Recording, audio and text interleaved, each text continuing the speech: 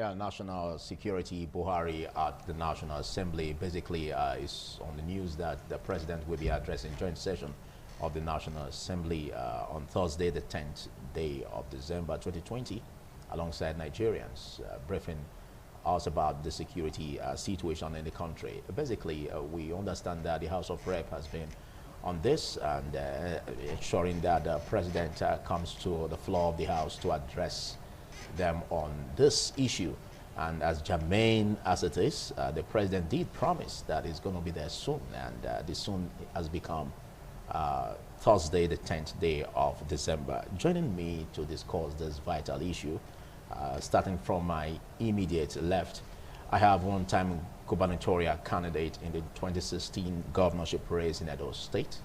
He is also a legal practitioner, Comrade Cosmos Irabor. Thanks for coming, Cosmos. Good morning. Thank you, and thanks for having me.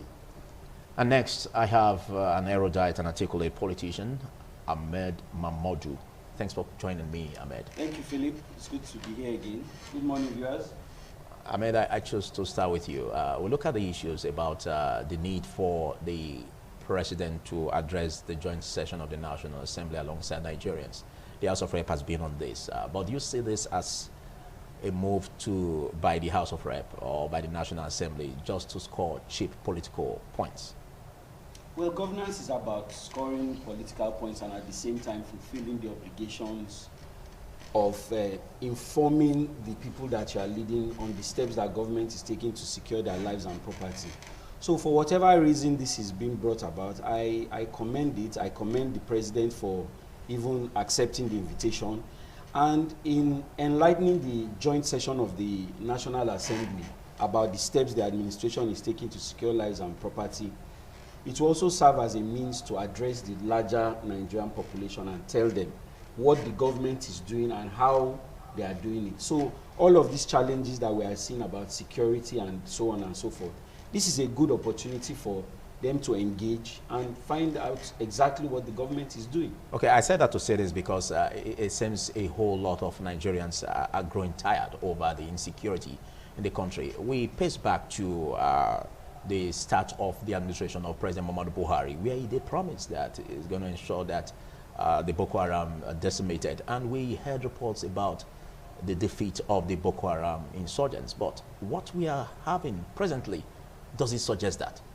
Well, unfortunately, an insurgency of this nature is a very difficult, time-consuming and resource-consuming enterprise.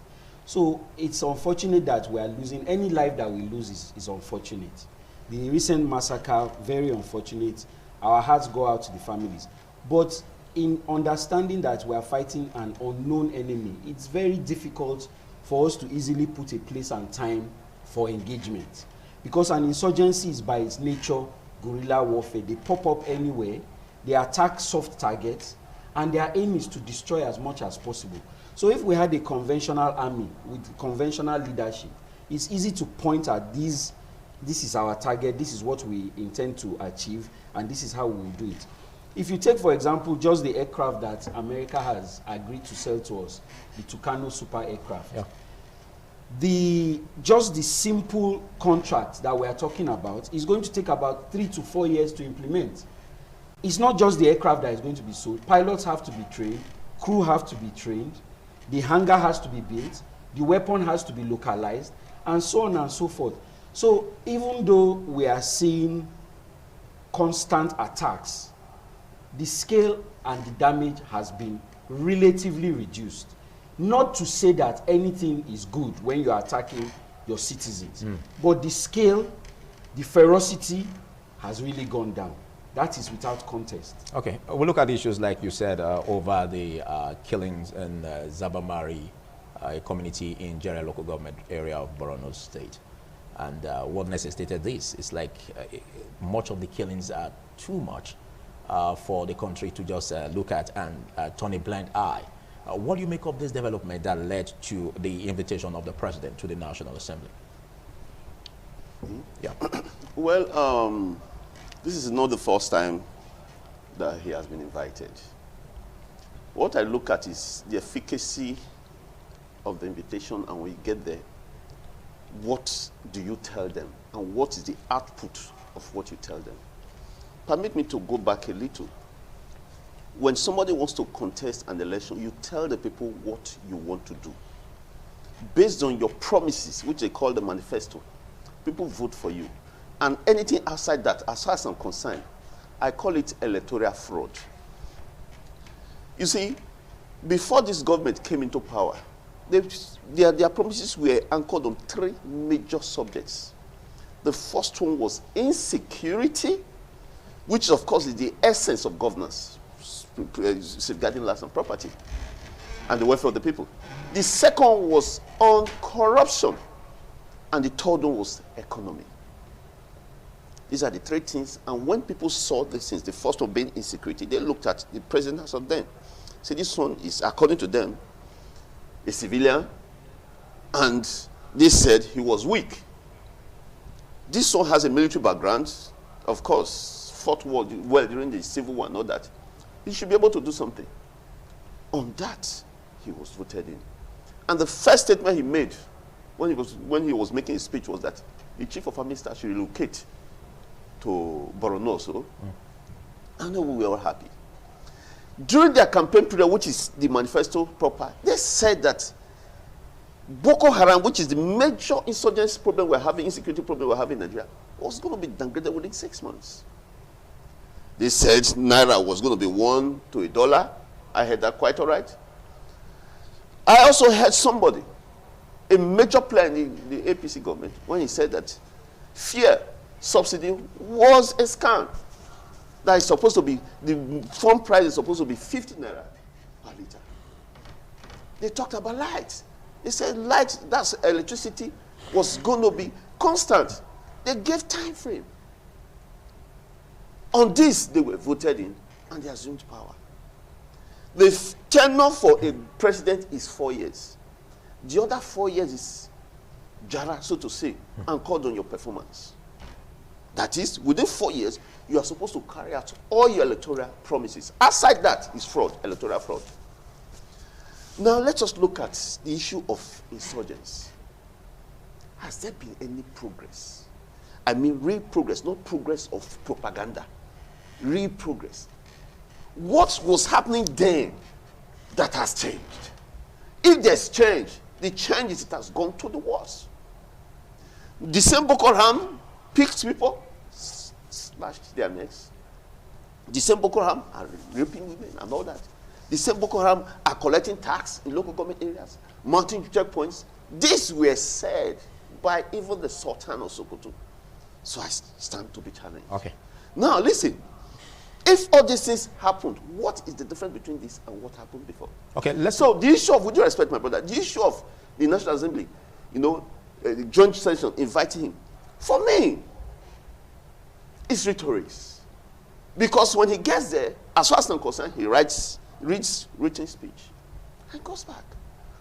People have been clamoring that the service chiefs should be changed. Okay, exactly where we are looking at, because there has been burning issues concerning insecurity in the country.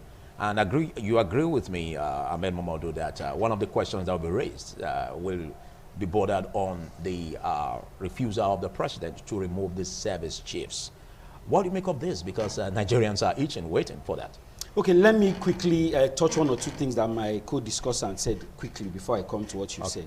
Now, the president, the APC promised price parity. Price parity is a simple economic term that says the value of $1 in equivalent to the cost, to the value of 1 Naira. I mean, the value in Naira is what you will buy. For example, if you are buying a basket of tomatoes for $1 and the Naira is 300 Naira, you should be able to buy a basket of tomatoes for 300 Naira. That story of $1 to 1 Naira is not just illogical, it is inconsiderate on anybody that is following economics. Let us put that aside. Now, your question is about the service chiefs. Nigerians need to understand that military officers serve at the pleasure of their commander-in-chief and at his direction. Service chiefs are not people that you just change arbitrarily. because a military operation is not a short-term plan. When you have military strategy, it goes over a period of time. And they will sit down and choose the plan that they think is best suited to this particular type of insurgency. Even if the results you are getting from the service chiefs are Well, already yielding the desired results? The results that you are getting, let me quote the governor of Borno State, who has said before Buhari came into power, 27 local governments were held by insurgents. As he's speaking today, no local government is held by insurgents. They come and they attack and they go. It's called soft targeting.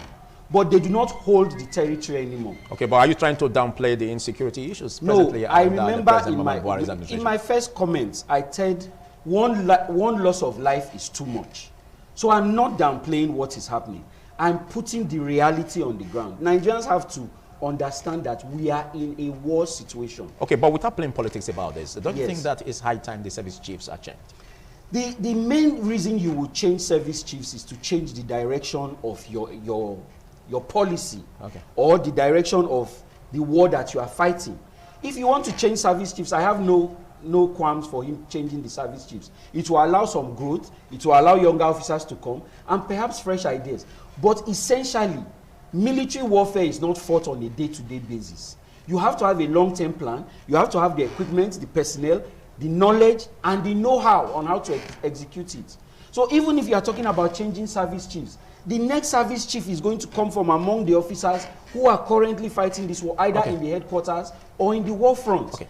So there is no argument about changing service chiefs. That is something, if the president decides it's time for him to do, then it is his discretion and his pleasure. Okay, let's look at the constitutional democracy we practice in Nigeria, Cosmos. And do you agree that there's little or much that the National Assembly can do in this regard? Because according to the provisions of the constitutional democracy, it gives the powers, much powers, to the president to hire and fire service chiefs.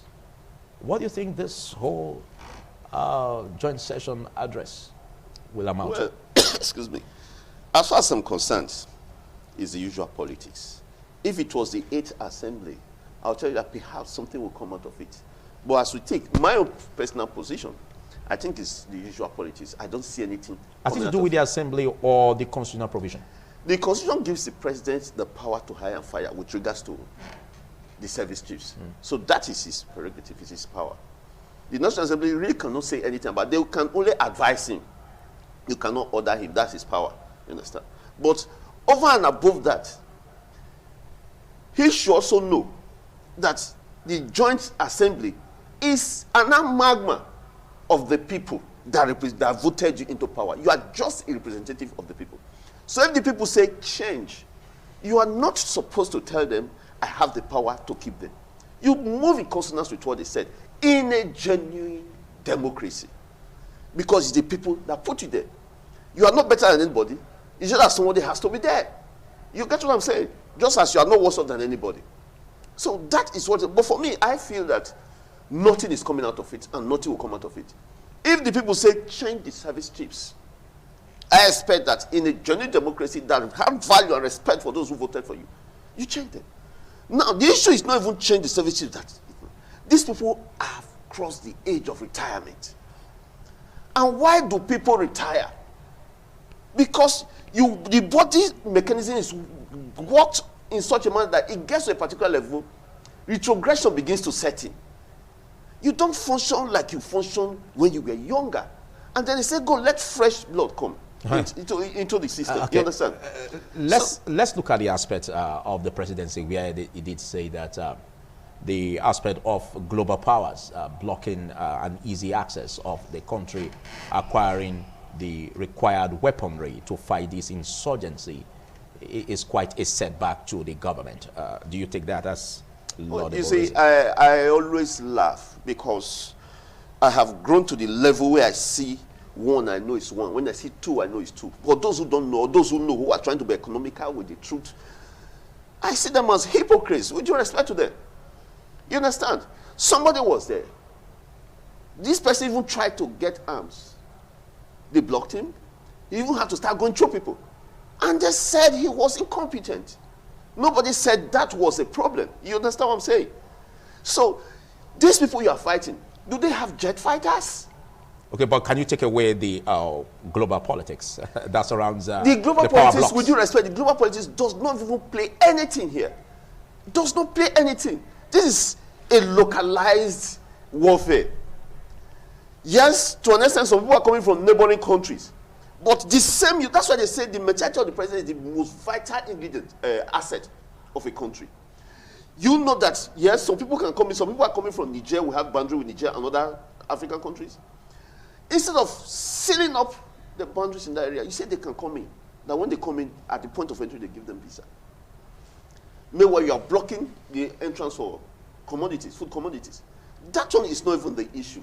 What I'm saying now is that the people you are fighting, what is their strength? In law, for you to prove provocation, you understand, means that the person who is attacking you, if he's using a penknife, you must use a penknife to fight back. By the time you go and use a bazooka to fight somebody, then it's no longer provocation. You'll be overwhelmed. Yes. These people that you are fighting, what are they fighting with? I've not heard a situation where they say Boko Haram went with a jet fighter to bomb a military stuff. They come with, so what do they have that the Nigerian military don't have? How come these people, when they are arrested, you later release them that they are de-radicalized? Who de-radicalized them? What does that mean? You are pampering them, you are telling them to go ahead. How come these people get information that the Nigerian army don't get? Okay. These are issues we should look at. Okay. And now we are drawing. You see, this blame game should stop. I think seeing what you just said now, I think I asked you that question directly. Let's look at the aspect of the statement credited to the presidency where it did say that possible delay in getting the required weaponry is as a result of this global powers stopping easy access to getting required weaponry. I want your response to that, and also the aspect of the, in quote, de-radicalized Boko Haram members and being taken into the society. What do you make of this? Okay, let me start with your second question first. You see, there is the misconception that Boko Haram is a nationality. It's not a nationality. Unfortunately, Boko Haram members, many of them are Nigerians. A lot of them are young people who have been misguided. Poverty also takes a part of that blame. So when you say they take them and they just release them, you are misinforming people. Nigerians have formed part of the Boko Haram insurgency. And when they are taken in by government or when they are arrested, they have to be taught trades. For example, somebody is a criminal and is sent to prison. They are taught how to be reintegrated into society. That is what you call reintegration into society. There are camps all over Nigeria that our armed forces and Nigerians. Okay, but that will be after being de-radicalized. Well, the idea of de-radicalization. And how do we know? How do we measure let us not de-radicalization? trivialize a serious issue. Okay. You cannot say de-radicalization. A lot of them, it is the reality of their lives. They have no option. Boko Haram does not come to your locality and say, you can stay with us or you can go to. No, they take you. It's not optional. So when the government, when the military is able to collect them back, they have to calm them down. There's a psychological effect, there's an economic effect, and there's a physical effect. So that is what you call reintegration into society. Okay. They are Nigerians, they have as much rights to stay in a secure Nigeria as you and I.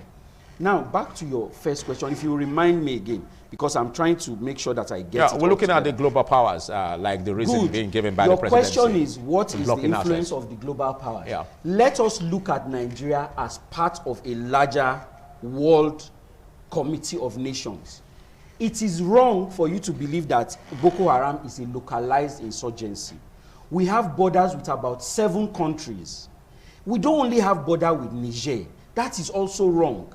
We cannot man the borders of Nigeria effectively. Seme alone is a problem. What is the, if not for the number of people that have been employed into the police force to increase the number of law enforcement we have, we were painfully undermanned in the police, the military, the customs, and across all of these services. But over the last 4 or 5 years, this administration has increased the number of people, employed more people. Even the police force is currently undergoing an employment process. Now, as it relates to foreign governments, all of our neighboring countries, a lot of them are They are colonial masters. Let us use that word for brevity. They are French, there's Portuguese, they are Germans, they are Europeans. All of them play a part in the economics of their own countries. Yeah.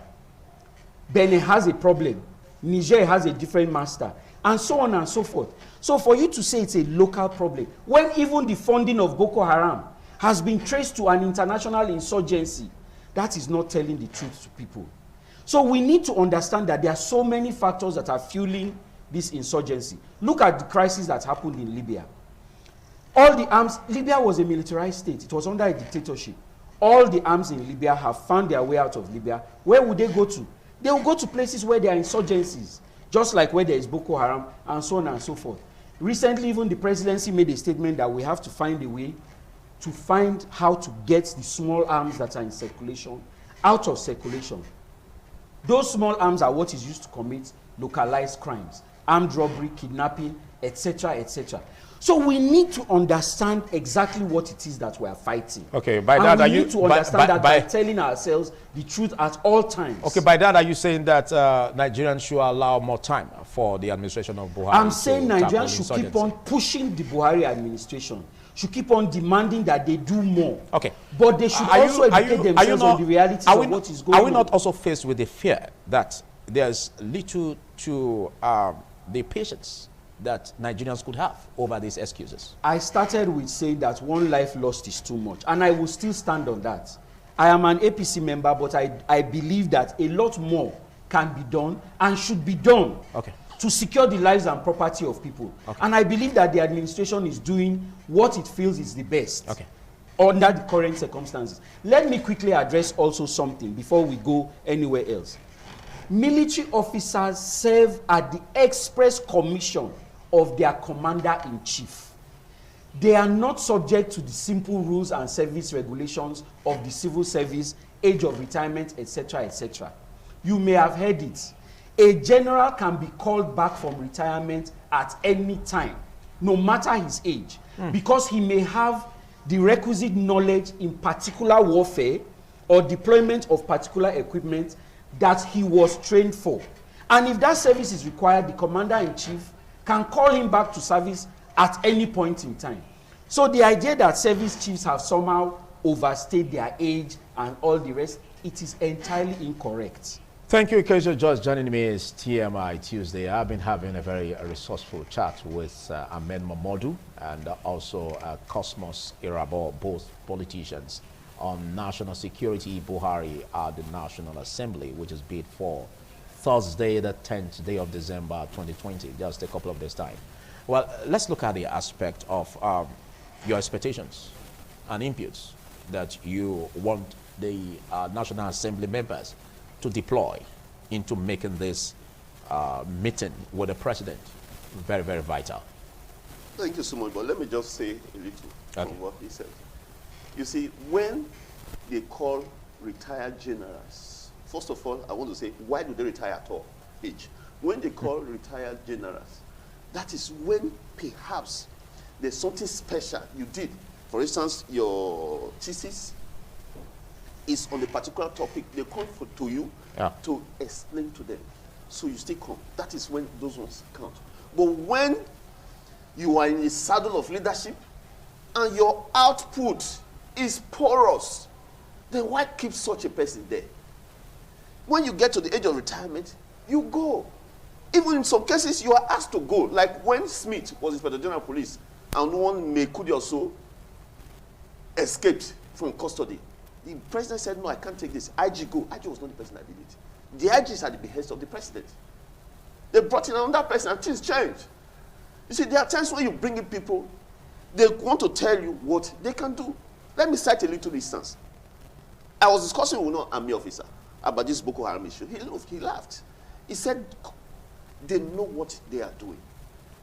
He said, when they were in Liberia, he said they were fighting insurgents. Apart from that, they were not so abreast with the terrain. They came from somewhere. He said, but there came a day when they rounded them up, opened fire. He said the commander, one brigadier, called them and told them, I said, Nigeria army is never known to have surrendered to anybody. Not to even insurgents this time. He said, kit yourselves, fight and fight for the defense of your country, fight for the people of your country, fight for humanity and everything.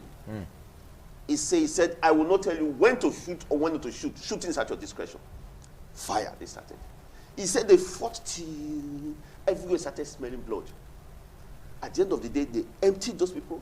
The few ones ran to Nigerian embassy. They also went to Nigerian embassy to stop them. He said, that is Nigerian army elsewhere. Not to talk of in their own country. Where are these Boko Haram people? Is it not the northeast area? Why is it that for how many years now, Boko Haram is going to 11 years now, nothing has taken place? Okay. It means something is going on. Okay. So are you also suggesting the possibility of having some fifth columnists? In where? Within the some top-ranking politicians. Of course. And even military officers. Of course. And, you know, if you want to do something, if you are serious in anything, you achieve results. Because I expected that before this government came in, they were in the society.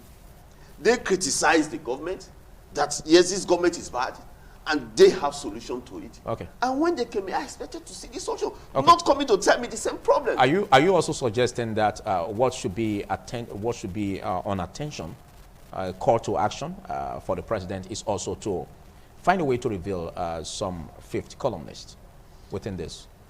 If he knows, he should reveal it. Or even if he doesn't reveal it, act softly. Okay. We have the DNA, Director of Military Intelligence. We have the SSS. We have the police FIB. Look, let me tell you something. I was in Kano when the Boko Haram, I've forgotten the year, came to attack the DSS office in Kano because my sister's house is just next to it. You know what happened? As they were coming, the DSS were already aware. Information. They dressed in different regalias like beggars and all, mounted different areas. As they were approaching, somebody with a microphone, a megaphone said, don't come. They were on bikes with bombs. Before it, a man that was selling kuli suddenly jumped up with his their sniper rifle, aimed and fired. That one exploded. We turned up for them. You understand? They fought gallantly, drove them away. Unfortunately, when they went to the AIG in Kano, Zone 1, they found their way in and all that. What I'm trying to say here is that leadership seems to be a problem because anywhere the Nigerian military goes, they perform gallantly. Okay. And if the leadership is a problem, change the leadership. Okay. What are your expectations now for the National Assembly in terms of making this meeting vital? With due respect to Nigerians and all, I don't expect anything. Oh. It's all rhetoric, and you will come to say I said so because I come here to say the truth. Isn't that pessimistic? If you say so, but I don't. It is the same thing. He's coming, they are hailing him, and he comes to read his scripts and leaves. That's my personal opinion, but that's the way I feel. Okay, let's get your inputs on what the National Assembly members should do in terms of making this meeting vital and progressive. To make this meeting vital and progressive, the National Assembly has to ask the president exactly what the plan is. Okay. There are certain things in military warfare that you cannot reveal outside. Of course, Of course, because of national security and so on and so forth. But by and large, the president has to come and address the concerns of the people regarding the performance of the service chiefs, what they've done, and where we need to be in the not so distant future. And so a lot of these things, if that conversation is had sincerely, which I expect the president to do because he's a man of integrity and is very forthright, okay, he's going to come out and present what he thinks is the best plan to bring these things under control. Having said that, let us realign ourselves with the truth with some of these things that we are saying. I served in the military. Oh. Liberia, Lagos. You served in the military? Yes, I did serve in the military. Okay. Lagos and Liberia are similar in size. So when you are talking about an insurgency in the northeast, yeah, Zambisa forest is bigger than Paris. If you take Edo State, Ondo State, Oyo State, and put in Zambisa forest, it will disappear. And there will still be some space for one or two other states. That is the landmass that we are talking about. Wow. So to compare Liberia with Zambisa forest is not quite an accurate. You are comparing apples and oranges. I always tell people the most important thing in governance is information. A lot of the information on what is going on in this country is out there. We only need to go and look for it and allow ourselves to understand the bigger picture of what is going on, so that when we are making demands of government, we will make accurate and informed demands. Okay, thank you very much. Well, let's look at the implications trickling down to state governments like Edo State, for instance. What do you think these implications are in terms of insecurity and how the government is expected to tackle it head on? Thank you very much. Well, let me just quickly say something.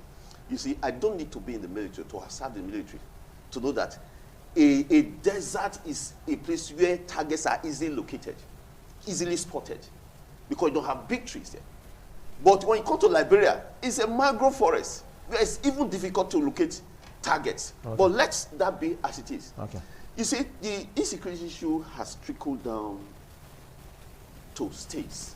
For instance, in Edo State now, you have areas where you have what you call kidnappers and all. Okay, flashpoints. Flashpoints and all that. The governor of the state, of course, is the chief security officer, but there's little he can do. He does not have command over the army. He does not have command over the police. Even if he speaks to the brigade commander, that one has to take directive from his boss in Abuja, who of course take directive from the president that has refused to change them. Even when, to me, nothing is happening. So the only thing he can do is appeal to them, encourage them, and everything he does is subject to their acceptance. So all he's doing now is all he can do. Okay. Beg them. That's all. That's why when this NSAS issue happened, you saw what he did. He went to their different areas, appealed to them, spoke to Edolites, gave them some incentives, promised to rebuild their filling stations, promised to police stations, also promised to buy vehicles as he has bought vehicles for them. That's all. Okay. There's nothing more. You see, some people said that why is it that during the last insurgency, NSAS issue, mobile policemen came to Benin? Why are they no longer there now? You see, that was a peculiar issue. Okay, but don't you also think that there's a call to action for policing in Nigeria to also fall into the concurrent list rather than the exclusive? Well, that one depends on those in the National Assembly. Okay, okay. If they will listen to those who voted for them. But it's like when they get there, it's their own. Okay. As we wrap up, your final words. As we wrap up, Zambisa forest is a forest. A forest, by definition, has trees. Forest. Now, let us bring it locally, like you said. I'm very disappointed that a political analyst will come and say the state governor is not responsible for his state. The governor of Borno State is fighting. Is that what was said? Yes, that's what he said. He said he does not control the security apparatus. We have Wazaja Bagan. Is it properly funded? Governor Obaseki is collecting in excess of 500 million every month as security votes. Where has he deployed it? What is the return that you are expecting? You see, before you point fingers, you must know that you are pointing in the right direction. When the prisons were broken into during the SARS, what did the governor come out and say? He said he wants the culprits to come back. You do not handle security in that manner. When you have a security infrastructure, which he has promised us, he has put in place, you must fund that infrastructure. When did you last see a new vehicle that the police are driving around? Is it the federal government that is going to come and fund the state infrastructure? No. So you see all these flashpoints, all the localized violence that you see. Godwin Obaseki is responsible for it. He must come out also, as we are telling the president to come and address the people. But don't you also agree that anything that has to do with don't you also agree that anything that has to do with security must trickle down from the national? But you cannot. What are you going to go and hold? If there's a problem in your local government, are you going to go and hold the state governor? Will you not hold the local government chairman? Let us not trivialize issues that are clear. Okay, what's your view about policing in Nigeria? Shouldn't it be in the concurrent list? Policing in Nigeria is that my view about policing in Nigeria is that everybody should handle their own area of responsibility. Okay. You will have your own local infrastructure, security apparatus, which you must fund. You cannot have a security infrastructure that you are not funding and you expect it to do what should be done. Obaseki is not funding the infrastructure in Edo State. Okay, that is the problem. Thank you. I take that as your final words. Your final words in 1 minute. You see, for me, I'm not really surprised when I see double standard being played, especially when it has to do with politics. We know where it comes from. Now, somebody was trying to make a defense for the president, but it has come to the state now. He's responsible, the governor is responsible, and all that.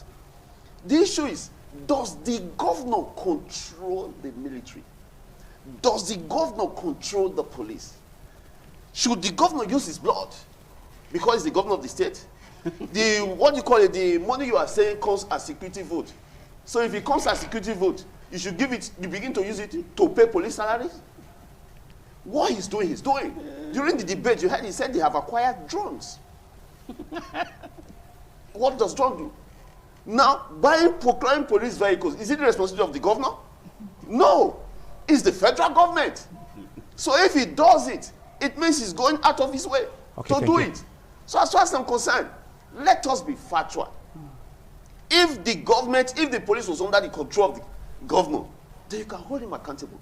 All he can do, he has done it. Thank you very much, Cosmos Sirabo, for taking our time to be part of this. Much. And big thanks, Ahmed Mamadou, thank you, for Philip, for taking our us. time. Well, there's so much we can take on the discussion segment. We do fully hope that 10th December, which is on Thursday this week, will produce a very vital progress in terms of fighting security as we see the synergy of the joint sessions of the National Assembly discussing this with the President.